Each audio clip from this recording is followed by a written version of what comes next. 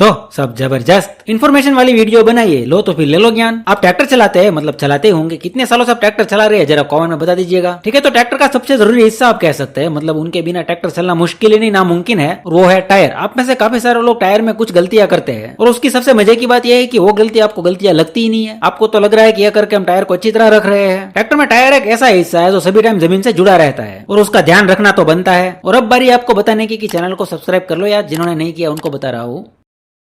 Okay, तो सबसे पहला पॉइंट है टायर में सही मात्रा में हवा होनी चाहिए, जिससे टायर और जमीन का संपर्क सही से बना रहता है और टायर लंबे समय तक टिकता है, जिससे आपका फायदा यह भी होता है कि डीजल की खपत भी कम होती है। अब मैं यहाँ पर आपको बता दूं कि रोड पर चलाते समय और खेत में ट्रैक्टर चलाते समय हवा का दबाव अलग अलग रखना चाहिए। सबसे पहले मैं आपको यह बता देता हूँ कि कितना प्रेशर होना चाहिए दोनों का, ठीक है, रोड पे और खेत के दोनों का। उसके बाद मैं आपको बताता हूँ जो आपके मन में है। अगर आप खेत में ट्रैक्टर चलाते हैं तो कंपनी कहती है कि अगले टायर में 24 पाउंड और पीछे के टायर में 17 पाउंड हवा होनी चाहिए, और सड़क पर ट्रैक्टर चलाते समय अगले पहियों में 28 पाउंड और पिछले पहियों में 20 पाउंड हवा होनी चाहिए, यह कंपनी कहती है। अब आप सोचेंगे कि ये क्या बकवास कर रहा है, कंपनी वाले थोड़ी हर रोज ट्रैक्टर चलाने आते हैं खेत में। तो मैं आपको बता देता हूँ कि अगले टायर में थोड़ा बहुत फर्क चलता है, 24 की जगह 28 भी आप खेत में कर सकते हैं। 24 पाउंड से कम नहीं होनी चाहिए। आगे का तो ठीक है, हमें ध्यान रखना है पीछे के टायर का, सबसे खास वही है, वो जरूरी है। इसमें बताया गया है कि 17 पाउंड हवा होनी चाहिए, तो उससे भाई खेत में पकड़ अच्छी बनी रहती है। ट्रैक्टर टायर की पकड़ अगर जमीन से सही है तो वो स्लिप नहीं मारता है, और जो स्लिप नहीं मारेगा तो डीजल भी कम लेगा। अब इसका मतलब ये बिल्कुल नहीं है कि जितनी हवा कम करेंगे उतना अच्छा, क्योंकि ज्यादा हवा कम करेंगे तो एक तो ट्रैक्टर दबने लगेगा, जिससे डीजल की बर्बादी तो होती ही है, और एक कारण है जो मैं आपको आगे बताता हूँ। लेकिन उससे पहले रोड पर ट्रैक्टर चलाने वालों के बारे में बता देता हूँ। जैसा कि उसमें बताया गया है कि अगले टायर में 28 पाउंड, तो वो 30 हो जाए तो इतना कोई फर्क नहीं पड़ता है, लेकिन और ज्यादा हो जाता तो उससे दिक्कत आ सकती है, ट्रैक्टर झटके मारने लगता है। सेम ऐसा ही पिछले टायर में होता है, ज्यादा हवा भरा के चलाओगे तो कमर का दर्द हो जाएगा। आपको तो कभी ना कभी एक्सपीरियंस हुआ होगा, तो पिछले टायर में 20 से ज्यादा हवा ना रखे। अब ज्यादा हवा रखने से क्या होता है और कम हवा रखने से क्या होता है हमारे ट्रैक्टर के टायर में, वो मैं आपको साफ भाषा में बताता हूँ। अगर टायर में जरूरत से ज्यादा हवा भरी जाए तो उसे कहते हैं ओवर इन्फ्लेशन। अब कई लोग ऐसा मानते हैं कि ट्रैक्टर में जितनी ज्यादा हवा भरेंगे उतना ज्यादा लोड लगा सकेंगे, मतलब ट्रैक्टर में भर सकेंगे, लेकिन ऐसा बिल्कुल नहीं होता है। मैं आपको यहाँ पर दिखाता हूँ कि टायर में जरूरत से ज्यादा हवा हो तो क्या होता है। जब हवा टायर में ओवर हो जाती है तो टायर का बीच वाला हिस्सा ही जमीन से जुड़कर चलता है। अब ट्रैक्टर चलाने वाले तो समझ गए होंगे कि ये वाला भाग ज्यादा जल्दी घिस जाएगा और आपके टायर को काफी नुकसान पहुंचता है। और अभी टायर की कीमत क्या है वो तो आपको पता ही होगा। और एक बात की, ज्यादा हवा होने के कारण टायर में पंचर होने के चांस भी बढ़ जाते हैं। तो अब आप ये मत सोचेगा कि जितनी हवा कम है उतना ही फायदा है, तो वो भी सही नहीं है। जब टायर में जरूरत से कम हवा हो तो उसे कहते हैं अंडर इन्फ्लेशन। जब टायर में जरूरत से कम हवा होती है तो टायर दोनों साइड से सिकुड़ जाता है, यानी कि मुड़ जाता है।